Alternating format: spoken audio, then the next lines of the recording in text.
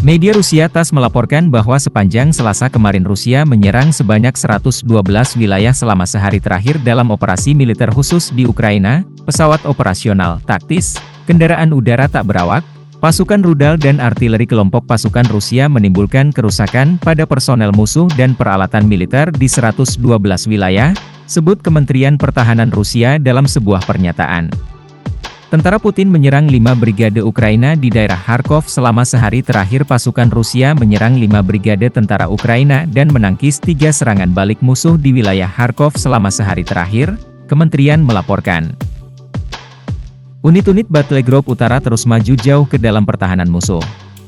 Selama periode 24 jam terakhir, mereka menimbulkan kerusakan pada tenaga kerja dan peralatan pasukan mekanik ke-42, infanteri bermotor ke-57, serangan udara ke-82, infanteri laut ke-36, dan brigade pertahanan teritorial ke-125 tentara Ukraina di daerah dekat pemukiman Sovnevoye, Lipsy, Stary Saltov dan Vysokaya Yaruga di wilayah Kharkov.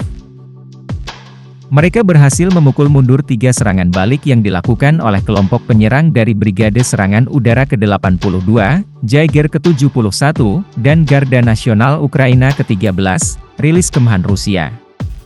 Kerugian tentara Ukraina di arah Kharkov selama 24 jam terakhir berjumlah 105 personel, 3 kendaraan bermotor, sebuah peluncur rudal permukaan ke udara OSA, Howitzer M777 155 mm buatan AS, dan Howitzer D30 122 mm, jelasnya.